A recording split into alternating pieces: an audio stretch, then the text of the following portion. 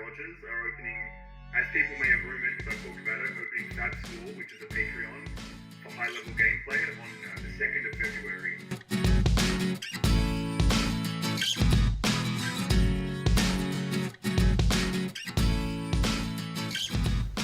Oh, it's all edited and stuff too. Beautiful. The video might be. Might be. We'll edit. Maybe we gotta pull some shit out. Yeah. Thanks for coming. Oh, all good. All good. It's great to be here at the great channel of the Fluke. It's Fluke and Box because I couldn't come up with a better name. I mean, it's better than some of these new podcasts out. They just copy the Arsenal Plus one. Yeah. And they just use some phase of the Call someone game. out who's doing that. No, I don't know. There's just all these new names of podcasts and like freaking sub reaction. Yeah. Like, I don't know. I mean, there's a lot of like unboxing channels popping up as well, Yeah. which is good. Like, Yeah. it's good. So Nick and I, we sort of play in the same scene, although you play in a few different stores that like we don't see each other more than once a week at this rate. Yeah. Nick's pretty high ranked. We'll get into like his fab playing stuff. We just did a trade. I wanted some sealed product. He wanted some singles. Yeah.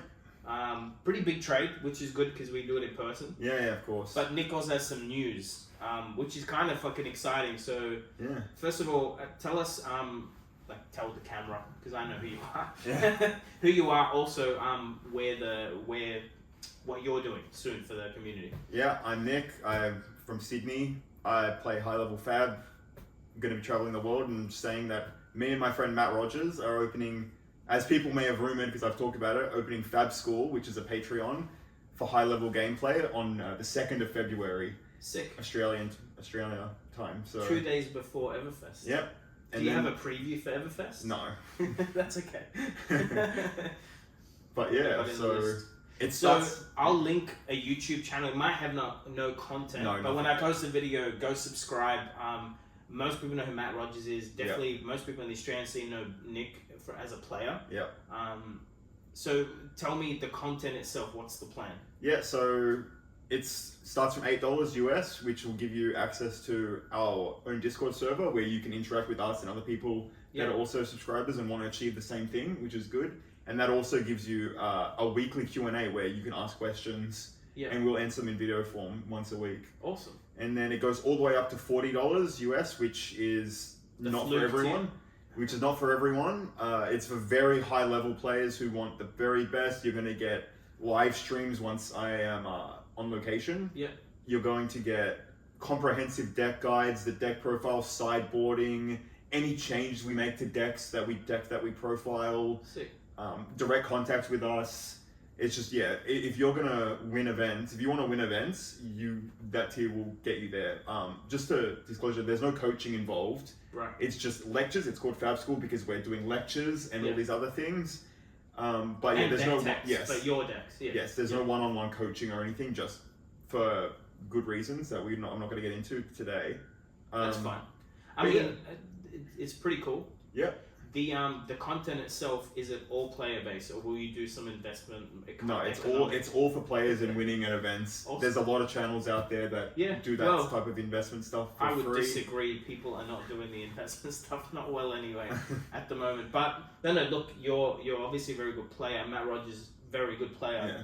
So assuming you guys have been working together in Fab for a while, that's what I understand. Yes, we've been for 2 years nearly now, which goes fast, right? We just met after Arcane Rising came out. We just talked online because COVID started, no way to play the game, and then we both wanted to play. And I wasn't the biggest fan of his back then, which is like some people might know, but now we just tested a lot and we've just come close since then. So that's sick. Yeah. So you're relocating from Sydney to New Zealand, to do this, to go professional. That's sick. So the more I learn down there, the more I'll be able to give to people as well. And then, seeing as I'll be living in the same house, it's way easier to for sure give content to and people. Record and that's awesome. And do gameplays and all that kind of stuff. Yeah. So, is that like you maybe can't answer for Matt? He owns LGSs. Yes. He part owns a grading company. Yes. He's a professional, high level player. Yeah. Is that all still going to be the goal for him next year? Like, is he going to be playing professionally, running the store and the grading company? I'm not sure. Yeah, it all kind of works well into each other. Once he's because he has employees and stuff, so he can follow his own passion projects. If he wants to spend more time testing for a big pro tour, and do some videos, then you can prioritize that if he. And is that the whole team? Yeah, it's just 2 people for now. Sick. We can expand. You might not need more. Yeah, exactly. I think a closed loop. I watch like random chess content, and like chess pro players have like their team. Yeah. Some small is better because then your teammate leaves or whatever. It's just like all this wasted work or trust. Yeah. Like I think if you got a good thing, it could be very cool. Anyway, it's called Fab School. I'll link the YouTube channel. Subscribe, even though it's got no videos. They're just setting it up, but that way you'll see when they first post. And if you have any inquiries at Gmail, we have our own I'll info, link that too. info at fab-school.com. So what I'll do, guys, whenever anything is live, Patreon, whatever, just hit me up. I'll post a community post. People can sign up. That's sick. I'll sign up for sure. Yeah. Like I'm not a pro player. I won my first event. You were there. Yeah. Although I didn't beat it. It's just how the of course. Because I think actually when I won that event, I top 8'd. Like I had the same win rate as like 4 other people. Yeah. But I top 8'd because I won my first 2 games. Yeah, before my first loss. So it's like the way the ranking. I won all my games and then just lost to 8th place. As it happens, it is a curse, but it is what happens when you play Blitz. And that's the thing, like when it's Blitz, you can't go into the event getting salty if you lose or anything like that, because it's like it's designed to let people of a lower skill bracket beat people that are better than you. Like you can bridge the gap, and that's fine because it's not meant to be competitive. Insulted, but it's fine. No, but that's just just how it is because it's and people get mad, but that's how you need. That's what you need. You need a way for someone who's worse. Had to play an hour-long game, and you lost 90% of the time, you'd soon quit the game if you cared. Like, but some people play for fun, but if you cared about winning and you lost 9 out of 10 games that took an hour each, that would suck. Shorter format helps. Yeah, definitely. And then I think I'm realizing very quickly, Blitz, the dice roll, sometimes you've already lost. And the first 2 draws, you might have already lost. Like sometimes you're a better player, and you lose against someone who's on their second game, but they literally pull their combo and they know how to play the combo. Bolt and Save is a good example. Definitely. If Paul gets lucky, he's a good player, but if he gets lucky, like he's got Lumina turn 1 Arsenal against another Lumina. It can be like it's a 1-turn kill deck. Anyway, it's while obviously CC, you have that depth where you can take 20 damage and still win. Yeah, definitely. Big difference. Will you be doing Blitz content? It's going to mainly focus on the pro. We'll be that's a good point. We're going to be adjusting our content towards what's coming in next. So if there's skirmish seasons, we will focus on Blitz more than Classic Constructed or Draft or Sealed, and vice versa. If there's a Sealed Calling or Pro Tour coming up, we'll definitely focus on the format that is a booming. So there's going to be Blitz content for skirmish season, but when it's relevant. Or like with the Nationals coming up, which will be before your channel, there's like the Battle Hardened. That would probably be worth like a little bit of when that stuff's coming up. Couple of questions. Opinion, like personal opinions aside, there's obviously a lot of chatter about balance in the game. Like that's something as a new player. Chain was first. I was like, just be patient. They nerfed some stuff, they banned some stuff. Chain seems to be, power level is not as what it used to be. Now it's Briar. With a set coming out in like 2 weeks or 3 weeks, whatever. What's your opinion as I'm not even going to use the word pro player, as a good player, someone who actually builds decks. I think you and Matt actually built a deck that won an event before. What would you tell people complaining about Briar? There is actually, I do see the complaints and where they're coming from, because to play a deck that beats Briar, you have to be significantly better than them in general, in a lot of different other aspects of the game, that it's hard to play those decks versus Briar, because Briar has a lower skill curve, and that's probably where people's frustration comes, because if you verse someone with Briar versus with anything else and you're an equal skill to them, you're going to be frustrated because you're going to lose a lot.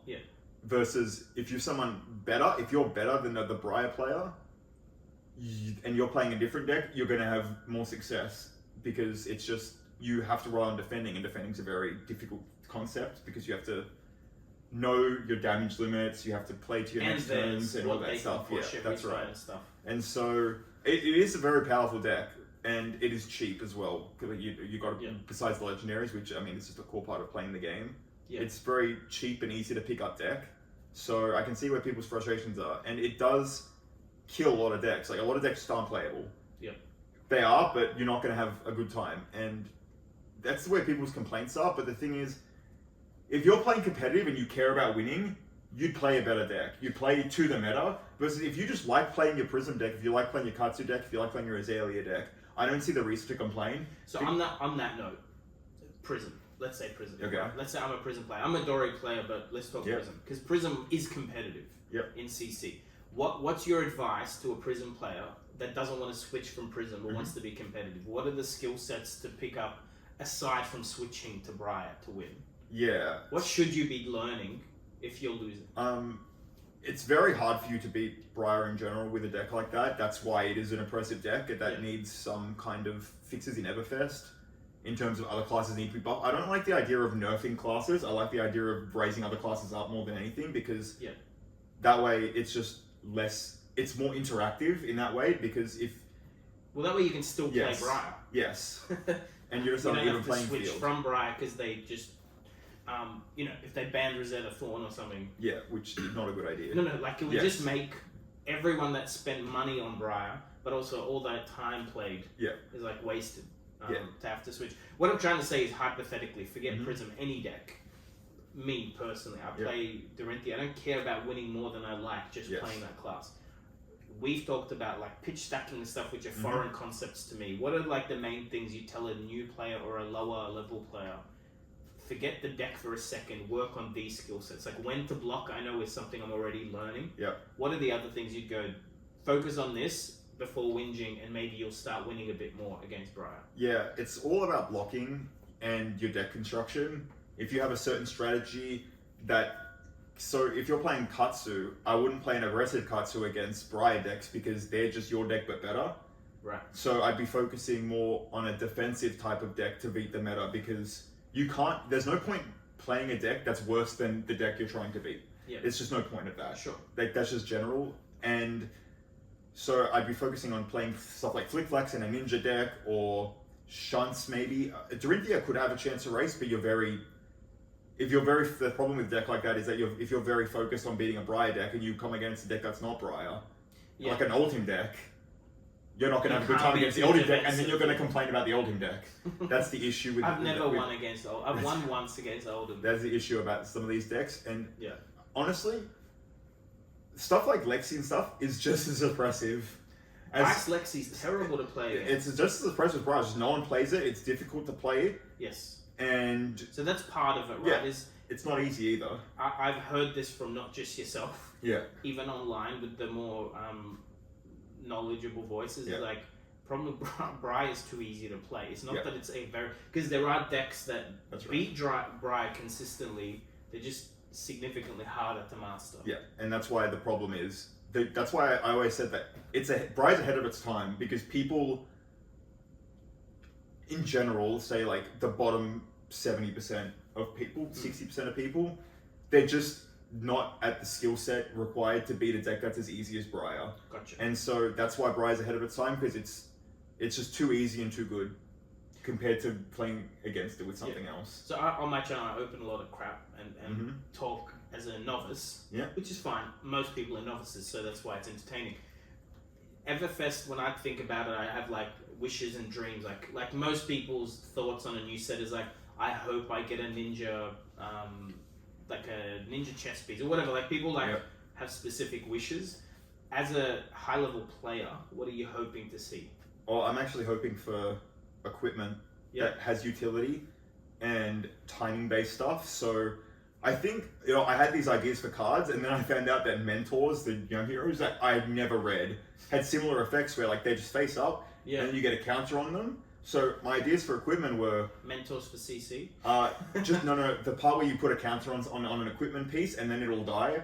Gotcha. When you reach a certain amount of counters, which the counters will vary depending on what the card does and how balanced it is and how powerful the effect is. So maybe once you put a counter once, it dies at the end. Gotcha. And so because in that way, equipment it's always there. Yeah. So there's no draw aspect to it. Whereas if you play a card like Blizzard, you just have to draw it. It's a very strong. It's a very good design system. Yes. And that's why equipment's so strong.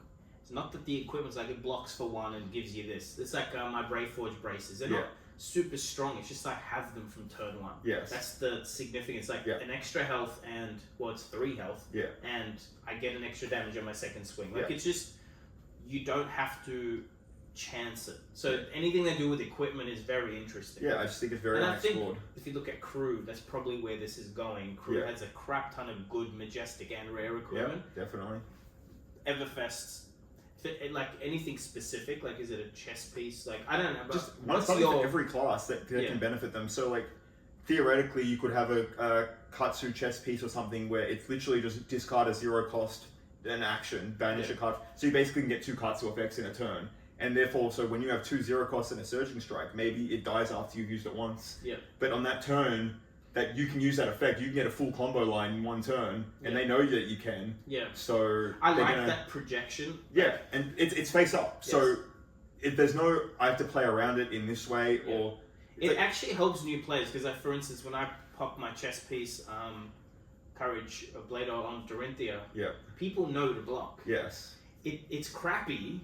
But I also have that control of like, because I've bluffed it. Yeah, of course. That's where the levels are. I don't know if you watched me play Phil when I won that event, but I bluffed. Like, there's a bluff thing with Dorinthia because people know exactly what you have in your deck when they've been playing for long enough. What they don't know is when. You can pop Blade Hold and get like someone to block with 4 cards when you had absolutely nothing. It can be a very valuable trade. That's what I love about the idea of equipment and putting a counter on something and that it dies after so long, after you've used it a couple of times or once or anything, because there's a low floor to it, you can just use it, whatever. And then there's the here's my timing to use it, or I'm going to hold it until I need it, or I'm just going to leave it here and then have you play around it for so long. And then it just creates like a really fun dynamic of you and your opponent because they see it there the whole game. So I know I saw someone talk about equipment that not necessarily like a double-sided token for equipment, although that's a cool idea in and of itself, having like blade break. Like you flip it. Could be cool. But the thing they were talking about was more you have maybe equipment that's like very good in blitz and then in CC like what the counter goes up. Yes, that's what I'm saying. Like you Tunic can balance is good it for that, but you could have like stuff that it breaks, but then after 4 turns it gets an extra armor or something. It could be like they can do a lot with that. And then you can like do it where it's like say there's a Kano headpiece that I don't know, draw a card once per turn, instant draw a card, put a card from hand on top. Like you could do that. That's super strong. That's super strong. You can do that. You can have an adult version and a young version of the same card that does one that you can only do it once if you're a young hero, and you can do it twice if you're an adult hero. So I think that there's a lot you can coming. do. I think there's a lot you can do. The game went from like WTR, which is very simple, although it has depth. Like it's simple to learn, but WTR has a lot of depth in play. Like Dorinthia is not easy to play. It's simple, but it's not easy to master. Like I'm nowhere close to knowing like everything I can do. But then they did the talent system. I think they've avoided doing like super complex equipment on top of the talent system. I think that's but a I good think idea. that's coming. Like I think Crown of Seeds is a very complicated. It is a little very bit complicated high ceiling card that. Because that's when you. That's the first what does card it do? You put Arsenal into your bottom and draw a card. Which means you've got to pre-think what you put in Arsenal, which is how good players are. Like Ryan Bell does that on his Oldham deck very well. Say every turn 1 less damage and shuffling a card back. Which is we haven't talked about. Like that's also pitch stacking to a point. Isn't it? You know, it's very it's easy to use, complicated to get perfect. Well, you can even do that card on your turn. Yes. You can draw a card on your turn. It doesn't matter if you get the damage redemption. Like it's an energy pot on your turn, so that's pretty good. You're getting rid of a useless card, drawing a card, and then you can just get an energy. You've just got an energy pot, so it's kind of good. Potions seem to be a theme in Everfest because the Arsenal, the Carnival slot has potions. They already showed a card with Crazy Brew synergy, which is nuts. It's I don't know. What's your thought on that card? First of all? It's fun. That's it. Right? We'll see. Right? But it's too random to be good. Is that about right? Like it's too. You have to actually. It's not powerful enough to warrant needing 2 cards to combo it off. Right. Sure. So Here's the question though: potions right now are not super powerful in the game. I don't think. I think that they are very good. It's just they're not good in a format where it's very quick. That's the issue. Not in Blitz. Okay, so do you play potions in CC? You can. I wouldn't right now, but they do have a place, and they're very, very good. What do you think they can do with potions? Because to me, that's a similar type where it's like equipment, and then you got potions, which are like items too. Yeah, I think they're perfectly balanced the way they are normally. Yeah. Like, unless you make a fun card that revolves around them, just for a good time, then I don't see any issue with it. But I don't think you need to raise the power level of energy pot and time snap potion. No, I'm thinking more like similar ideas to equipment. I'm hoping to see potions that have like, because think of like an RPG game. You drink a potion, you get an effect. Some effects are instant, some effects are like time delayed. Like you could easily have a potion that after 3 turns gives you a free swing with your weapon, like a warrior. You could. That's a smooth way to buff decks with a random element without going, because equipment's pretty strong. Like anything you do with equipment is there for the whole game. Mm-hmm. It's there for the whole game till you break it. I know, but you get to pick. It's very strong because of the choice. They could easily do potions that, like for a wizard, every 3 turns draw a card. Yeah. Like same as a tunic. It's just more counters to remember, but that's kind of part of the fun. I think I like having to remember the tunic trigger. I don't find it as a negative. Yeah, for sure. And I actually think with Everfest they're going to release new heroes, but they're like, so Bravo Star of the Show, that's from the lore book. Yes. And so I think all the heroes in Adult are going to get a new hero. They're going to have Dorinthia, it's going to have Reiner, but it's just going to be a different hero. So but it's got a different effect. I have the same theory. Yeah, I think all 8 of the original heroes are going to get a refreshed new ability. I've got the lore book. I've got an open one. I've printed the PDF off as well, so I can like flick through it with and not care. I'm trying to remember who I told about this, but the spiel, like their little blurb on what's in the carnival, so it's like, will you find riches, whatever, and then it goes, or will you be the star of the show? Yeah. And then they got this Bravo playmat. Yeah. Immediately I thought either they're reprinting all the heroes with alternate art, very rare in the carnival, so like this is Dorinthia but at the carnival, right? Yeah. Like having a beer. Yeah. Because she's very stoic in her images, like, because you can see, but all of that is, it's a chance for them to go, because that's the thing, they can retire heroes, legend status, but that doesn't mean they don't immediately reprint Dorinthia Reborn. Yeah. and she's got a similar ability or slight, like especially if something needs a power tweak, like Chain might get to the point in legend status. Yeah. I'd love to see another Chain. Yeah. Slightly tweaked. Yeah, so that way you can use all the specializations and all that kind of stuff. I love the idea of being able to take your hero out of the deck and put another hero in and play. The exact same deck. Because the equipment already has that. Yeah. To a point. Warrior, light warrior stuff. I think it's still early in the game for me to complain. I'm not complaining. But like Monarch has very little for Dorinthia. Like I use one card. I use 2 cards out of Monarch. Plow Through and Nourishing. But Nourishing's strong for nearly every deck. But I like the fact, I would love to be able to go Kasai, change a few things, and use most of my cards. That's a very, and I think Everfest is about to do a bit more of that, especially if they re-release heroes. Yep, exactly. That'd be a very cool, because people love Azalea, why not just get the free token out of Everfest for Azalea that has a slightly better synergy, an extra arsenal slot, whatever. Or they do an Azalea specialization something, you know, like same thing. They can do a specialization the same as a mentor. It's not that hard to get a spec card, put in the arsenal face up, get an extra arsenal slot. I definitely just rather just a couple of new heroes. That way I can play a Dorinthia that has just a new effect instead of like the weapon and attack twice. Like the weapon gets buffed. Yeah, rather than... And it's Dorinthia something. It's Dorinthia Light of Soul or something like that. Yeah. And then it's just, I can play the exact same 60 cards in these 2 decks and they'll function the same. But it's slightly different. I'm still a Dorinthia fan. The deck works the same, just a slightly different effect. And now I'm really intrigued about this new Dorinthia hero. That's kind of what I'm thinking. And also like in more casual events, you can swap out depending on the matchup. Yeah. Like the new Guardian is very swappable with Bravo. Like by the looks of it, you could probably put her in. Like if you go into an event and you know everyone's playing Briar and Kano and drawing cards, you might just go. Play the only issue is that you can't play like Crippling Crush, which is why I was saying like you can use all the specializations. But we don't know what her specialization is. But yes, no, I understand. If it's the same hero, that's got very, very cool concept to think about. It's a question. Maybe I'm excited. I'll ask. I hope to interview James White one day, and that's one day. Maybe not after this video goes. Look, or maybe not. Maybe I get blacklisted. I think I don't know if you saw that he sent me like a little Christmas thing. Yeah, that was cool. I didn't show you. I should show you before you go so you can have a look. The point is, he's very responsive. So I've been in sales for most of my life. That's my profession. Like gatekeepers and getting people, like the CEO's email is like a big deal, right? Yeah. So you never want to abuse it. Yeah, so I said thank you, but I left a question to see if he'll reply or if it was he picked me to send me something. He did his job and like he's busy. Yeah, he was very responsive, and everyone's telling me he's very responsive. So I'm saving that for one day with something relevant to like. Can we have a chat rather than? But he did say if I'm in Auckland to hit him up. And I told you already. It's good. See Matt for the grading stuff. He's promised to show me behind the scenes. Like, I don't think anyone really knows how grading happens.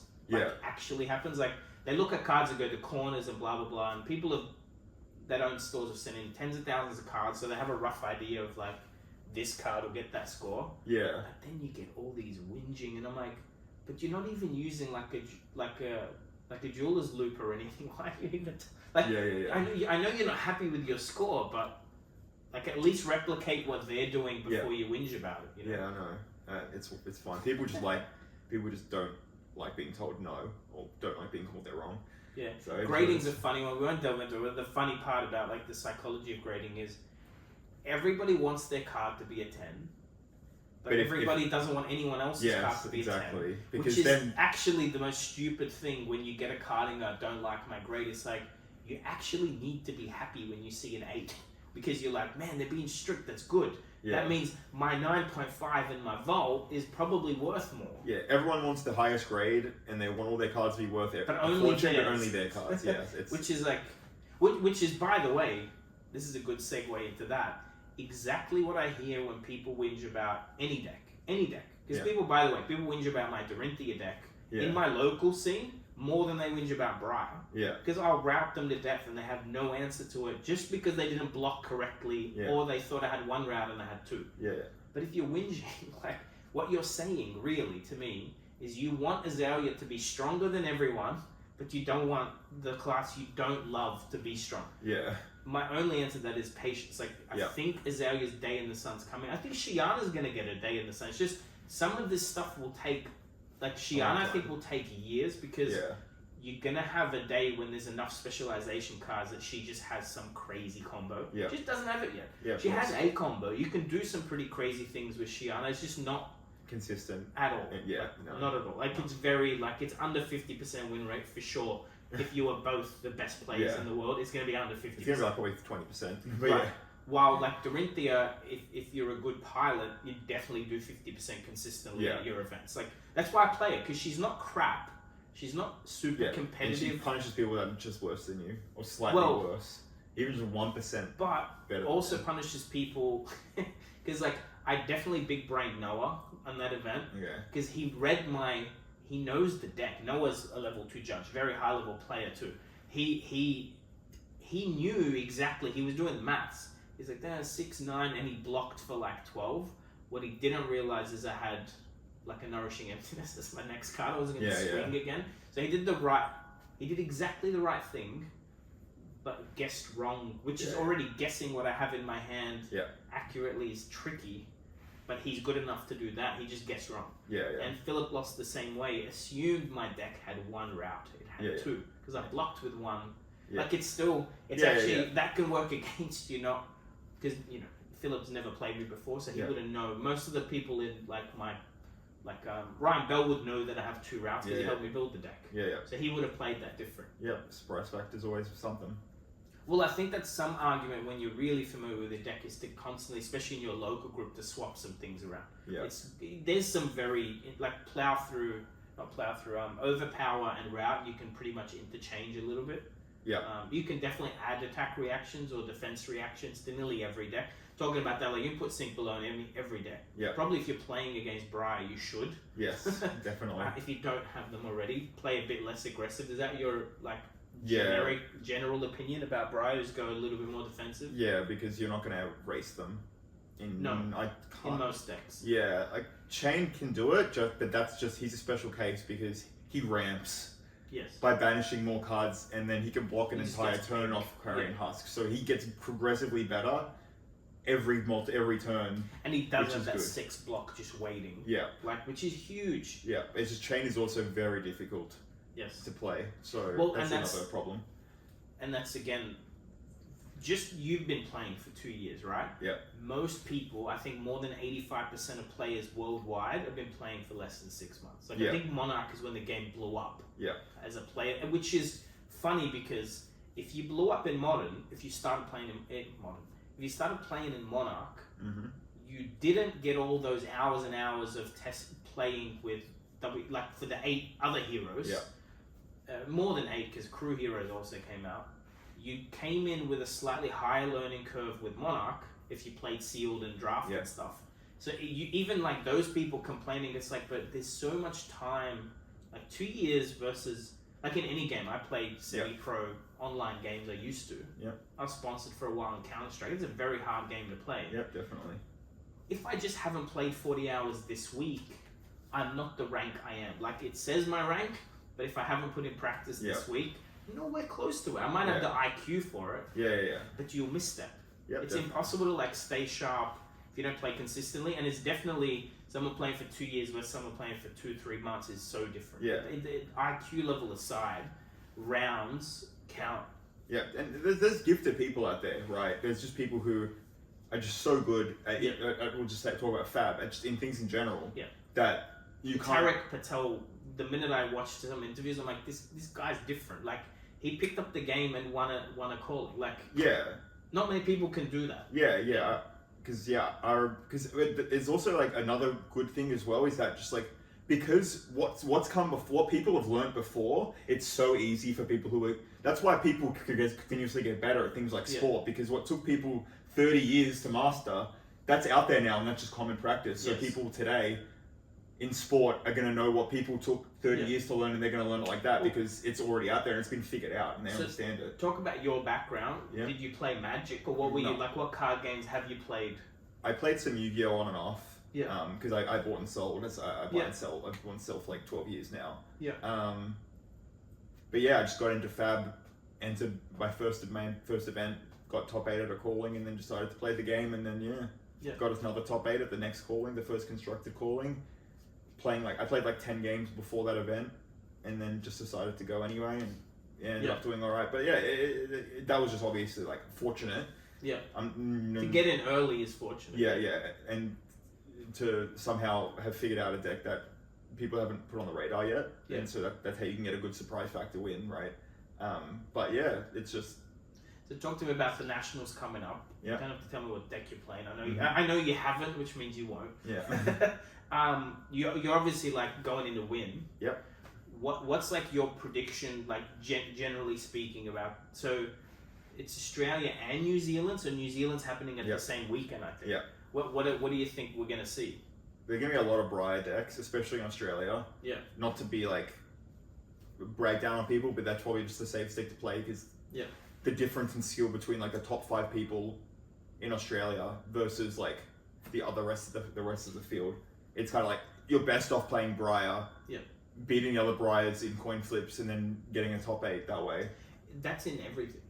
That like. Definitely. There was only one Michael Jordan, and there's always only ever like 5 to 10% elite. Like there's elite, like because I do jiu-jitsu, like I can go compete, but there's people that are like, it's like you're a kid and they're toying with you. And then the guy that taught that guy is 80 years old and can still beat him. It just is what it is. Exactly. Whereas in New Zealand, there's going to be less Briars than there would be in Australia, because I think the average skill of players over there is just a bit higher, and so that's going to result in less Briar decks because my understanding is in New Zealand the developers play some events in the local scene, right? They're allowed to play like armors, but they're just not allowed to play their internal deck lists or anything like that. There's like approval process, but that does help people. But still, like even if they're playing meme decks, they still know when to block it. I think you would learn a lot being around it. And same as Australia, we're closer to the source. I think most of our Aussie players have played or know or test with that. Like everyone, New Zealand, Australia probably knows, especially during COVID, all the Discord stuff. Definitely. It's obviously the time zone. It's a lot easier to just play with people from New Zealand. It just so usually, by the way, like talking about shooting games online, usually Europe is the highest level of that, and then the US, and then like Oceanic doesn't even count for shooting games. Like you to get very good, like the only Aussie players that make it like at the top level of this stuff end up moving to Europe. Yeah, because that's just their scrims. It has to do with scrims as well. Like, but it's culture too. Like if there's doesn't matter if the play base is smaller. If the culture there is more competitive, every game you want to win, and so therefore the people are going to try hard more. Yeah, it's the same in like Fab too. Like the people you play against is going to result in how good you are because you're just playing. If you're beating new players every week, it doesn't matter. Yeah, you're going to get more quality testing games versus people who are like very good at the game. So that's why you should always build to get better, and then start playing with better people and better people. So it's that's why I like Fab School. Like you're going to be able to get exposure with people that are very good. Oh, and look, deck lists themselves. Like, they're very hard. The thing is, most people can be like. I think piloting is different to deck building. Is a completely different skill to have. Yes. Like they cross over, but I think there will always be people. It's saying like songwriters versus people that perform the songs. They're usually different people. It's rare to have a combination. And usually some of the best songs are written by people that don't sing them. Like it just happens because that's all you do. You have a better eye, a better ear for it. I think it'd be the same in Fab. Is like you can't. Like I think a lot of people are good enough at piloting a good deck, which is why Briar's doing well. But most of those people couldn't, all don't have the time to invest in building counters. Because that takes weeks and weeks and weeks of testing. And another thing is just it's hard to build decks with these new heroes is because their card pool is so big compared to every other hero that you're more likely to play wrong cards in your deck because the card pool is so high and you don't have enough time to try everything, and it's just way easier just to play a deck that's already been established. And there's less of a card pool, and it's successful, so you're just gonna play that. Question for you: I've seen guys on YouTube doing the mathematical grading of cards, going giving 100 points to if it blocks, 10 points per one block, things like that, to rate a card, a power level. Is that without giving specifics if you don't want to, but is that how you, when you look at a card, are you thinking of it creatively, this is a good card, or are you thinking of it you actually have power levels for cards and go this is better than that because the math says so? It's more like synergies more than anything, right? You can't say, okay, this card is only so good because of the numbers on it.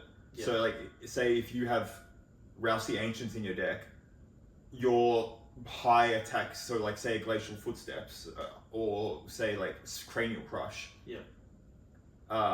with Rousey Ancients, there's going to be better cards than those, but because you need to fulfill a requirement of something else that's very powerful, it's definitely going to be more advantageous for you to play the card that's weaker but also fulfills a requirement of something that's really good.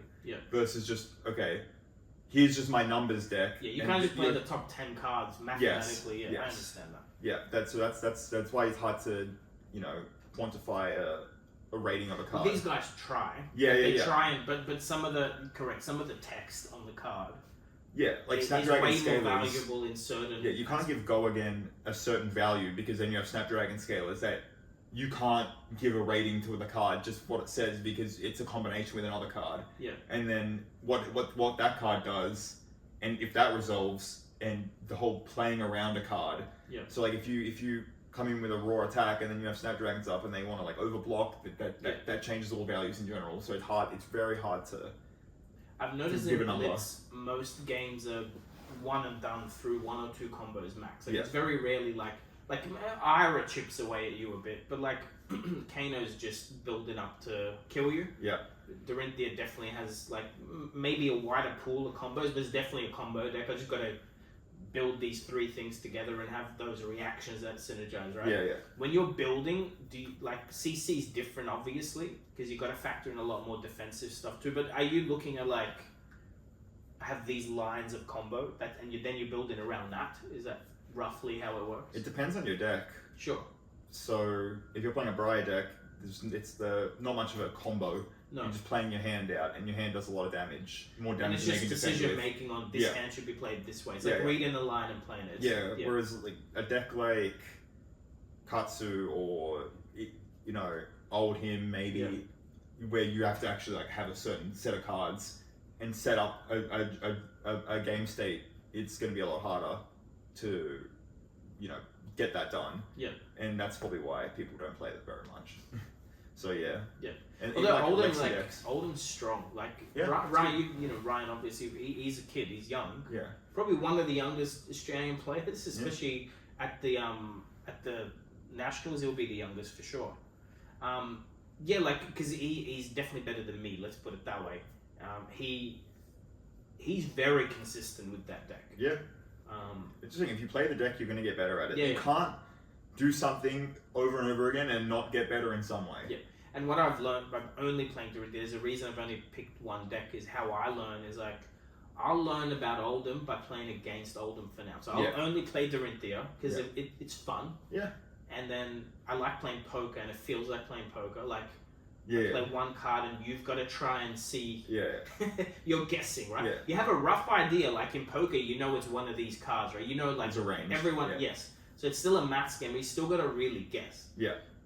But I now have a very good idea of how Oldham plays, and everyone else. Like Kano, 100% know what Kano's going to do. Yeah. Now I built a Kano deck. I can't replicate what I've seen. Yeah. Yet. Yeah. But then at least now I know what to aim for. Same as Oldham. Like I've seen Oldham do 16 dominate turns or whatever the fuck Ryan did to me. Yeah. Like I know it's possible. I couldn't see it probably if I was holding the same cards. Yeah. But at least you learn it, and that's my advice to most new players: is stick to one till you get that general idea of when you see Bolton pull out Illumina, it's time to block with your equipment. Like there's certain things you pick up that you don't need a good deck to pick up. Yeah, exactly. You just need to play. Yeah, definitely. And you can't. If there's some people in our circle that change their deck every week, it's a new character they're playing or a new deck. There's no way to get good like that. Yeah, exactly. It's actually not possible because your brain's you got beaten by Dorinthia, so you switch to Kano. Yeah. It's but it's the decisions. At least if you play the same matchup 30 times in a row, you'd get better. Yep, you'll eventually start winning. You may only get better from getting them at 15 health to getting them to 9, but Fab has that beauty of design where no one does 20-0. I've never seen a 20-0 match. It's rare, even in Blitz, to see a 20-0. Yeah, I don't even know if I've done that myself. Yeah. So I think the only type of decks that can do it are ones where they pull the lead.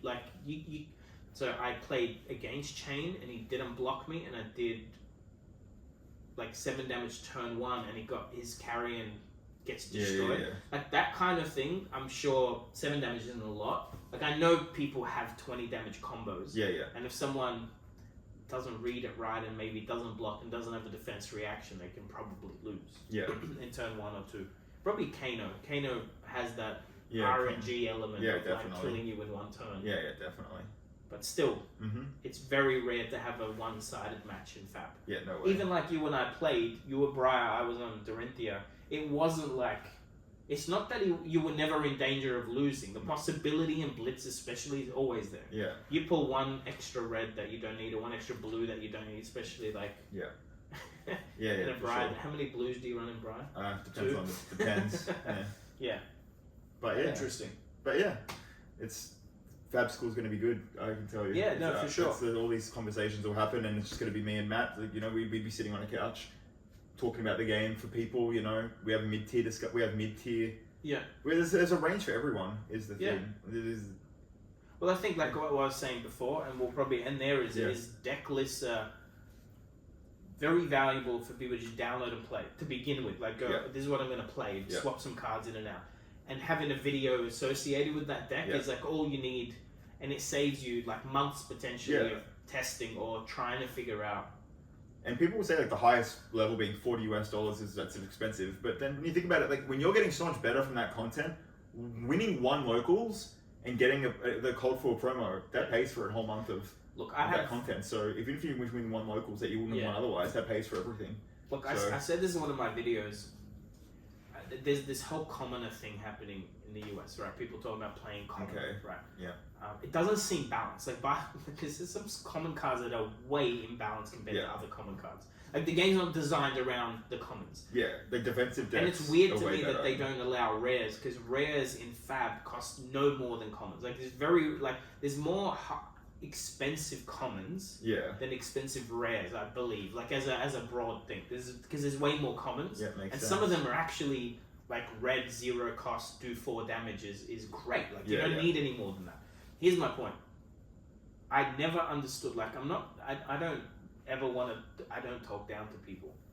I'm very lucky how I make money. It's not even skill. Like, if you get into crypto, same as like Fab, if you got into magic, if your mum bought you $1,000 worth of magic when you were 5 years old in the 80s, and you never opened it and you still have it, that's luck, is what I'm saying. The game's expensive to play. There's arguments it's not more expensive than Magic. I know Yu-Gi-Oh! There's some cards that are crazy expensive. What I'm trying to say is this: the game is supposed to cost money to play. Like a card game is not a free game. It's not something you print online and play for free. There's plenty of free-to-play games on your phone. There's plenty of free-to-play games. Skyweaver's free-to-play card game, crypto-based online. Philip's playing it. I tried it. It's free. Play it. Fab costs money. The rewards, like if you were playing the Christmas season, those baubles were selling for $40 for a while. So yes, if you're in Fab and you like playing Fab, you probably need to sink in $1,000 to get, especially if you're going to be competitive, you probably need like $1,000 in cards to have a good time, right? So you're $40 a month. If you're playing regularly with a $1,000 deck, and it helps you win an extra playmat here and there, is 100% pays for itself. As an investment, it's not $40. $8 is the entry. $8 is nothing. No, the value's there. It's whether that's how you want to learn. And play exactly. It's not for everyone, right? If people want to do their own thing, that's cool. Like, we're not going to force anyone to get down after every. Well, what you need now is you need to win nationals. Well, we'll try. What do you like? What worries you about nationals for the deck you're playing? Like, is it just all the Bryes and the coin toss thing? No, I'm not worried at all. To be honest, I don't think my list. I don't think my 80 card has changed in 2 weeks now. Okay. So I'm I'm confident. So we'll see how other people stack up and see if they can take me down. How many groups are there in the Australian scene? I don't know. Because there's like 96 players, right? Yeah. I don't know 96 players. There's like Tasmanian guys coming up. Yeah, I'm not sure. We'll see. And are like New Zealanders allowed to come play? No, Nationals is Australia. Yeah. So yeah, we'll see how other states do. Because because you wouldn't have seen everything either. None of them would have. Yeah. No, but yeah, we'll see if someone else has their own ideas that can surprise me. Because I've already thought of a lot of things for a lot of different heroes and decks. So we'll see if other people have got their own stuff that I haven't even put on my radar yet. So that's what's interesting. Yeah. And that's what's interesting about the game. And what Everfest will do is everything you've built is going to sort of change. Yeah. Because now you have to answer, like, 45 Majestics are usually powerful cards. You're going to have to figure out answers to at least half of those are going to be relevant in the meta. Because Crew, the Majestic list, if you think of Crew Majestics, good half of Crew Majestics are like in every one of those class decks. So, and that's the thing with ProQuest coming out right before that. Yes. Right after the grad school opens, nothing like a good time to start straight away. So we'll have content straight up. We'll be getting straight into Everfest, and then I mean, what's an easier way to win a ProQuest than to get deck lists from people that have won events before? So that's it. So Alright guys, we're going to sign off there. Like I said, links will be below. Thanks, Nick. All good, thank you. Oh, that was long.